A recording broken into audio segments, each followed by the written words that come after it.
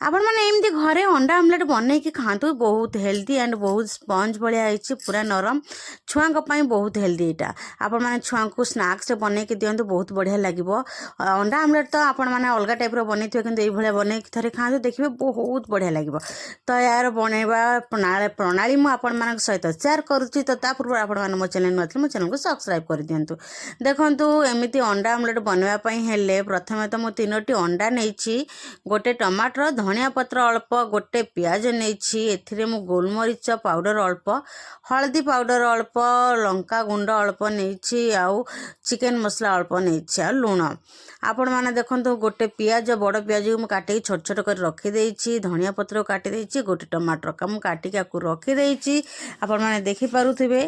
तो चलतु एवं आम एमती अंडा आमलेट बनईदे। देखूँ मु अंडा 3टी नहीं भल भाव में फटेदेवी 3टा जाक अंडा फटेदेवी फटई सारिकी कौन करवा ना आम जो बाकी काटिकी रखी आम जो पियाज सब यादें ऐड करदे पियाज धनिया पत्र सब मसला माने आम जो रखी ताकू आम एदे ऐड करवा। तो चलते अंडा सब फटेदेवा। देखो मुझे अंडा 2टा फटई सारे यहाँ 3 नंबर अंडाटी मुझे फटई दूसरी फटई सारे बाकी थी आमर मसला प्रणाली सब मुझे सेट ऐड करदेवी। देखो पियाज को पकईदेली टमाटर को पकईदेवी आमर रखी धनिया पत्र काटिकी ताकू भी ऐड करदेली मसला माने अच्छी मसला मान आपण मान सहित सेयार करी आपण मैंने देखिपे सब मसला को एमती पकईदेवी ताकू चामच साहाଯ୍य हो कि केटर साहाଯ୍य हो आपण मैंने भल कि फेंटी देवे कहीं जिते फेंटे सेते फुल्का फुल्का हम बहुत बढ़िया और टेस्टी भी लगे। आपण मैंने ग्रेटर साहाଯ୍य मु भल कि फेंटी देली। देखो अंडा को तार फेण टाइप भी बाहरी आसला पेपर बहुत बढ़िया हेबो। एमती बनई कि आपण मैंने घरे दिने ट्राए करंतु देखिए बहुत टेस्टी एंड बहुत हेल्दी हम। देखो मुझे भल भाव में फेंटी सारे फेंटी सारे केमती फेण टाइप भी हो गला ताकू आम कौन करवा ना यापाई गोटे छांच आमर जमती कि पनीर छांच आपको कहुए आपको रखी पनीर छांच आमर बैटरटा पूरा रेडी हो गलानी अंडा आमलेट्र। देखो पनीर छांचर मुझे जस्ट तेल अल्प अल्प देली बेसी तेल देवी कहीं बेसी तेल देले भी रही आपण मैंने ब्रश साहाଯ୍य भी ब्रशिंग करेंगे कि ब्रश साहाଯ୍य ब्रशिंग न करी जस्ट तेल अल्प अल्प देदेली। आमर स्टाण्ड टी आमर पूरा गरम हो आसला आम जो गोलिकी रखि अंडा बैटरटा को आधे देदेबा।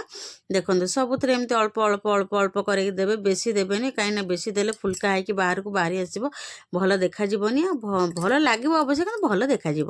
तो अल्प अल्प देले फुलिकी ठीक बाहर को बाहरी आसो। आपण मैंने देखिपे मुझे 3टी अंडा फटई ठीक 3टी अंडा मोर मेकअप हो गला देहरे मु सबुआड़े एमती अल्प अल्प अल्प अल्प करके देदेली आ किछि समय ताको रखीदबा एमती स्लिम आंचरे बनइबे कहीं आंच जदि आपण मैंने गैस फ्लेम को स्पीड रखिए तो पोड़ी जबार संभावना थाए। देखो आम घोड़े देली किसी समय पर घोड़ा काढ़ीदेली एमर हो आसला लगभग ताको कौन करवा ना पलटई दबा। देखो चारिआडू हो आसला एमती गोटे गोटे जोटा कि आप चामच हो कि जमती हेले भी मुझे चाकू छोट चाकूटे थे यूज कर चामच रे भी यूज करें छोट टीस्पून रे भी यूज करेंगे।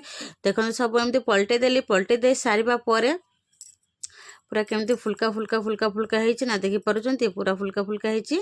तो एमती आपण मैंने सबू गोटे एपट सेपट कर पलटई देवे पलटई दे सारे कने पियाज टमाटर जेहेतु दिखाई सीझिले भल लगे से टिके समय एपट सेपट कर रखा आउ गोटे प्लेट को काढ़ीदेवा। आमर तो रेडी हो गला। देखो प्लेट को मुझे काढ़ीदेली केते सुंदर देखा जाउती केते पूरा फुल्का फुल्का भाया लगुच बहुत टेस्टी भी होइथिबो।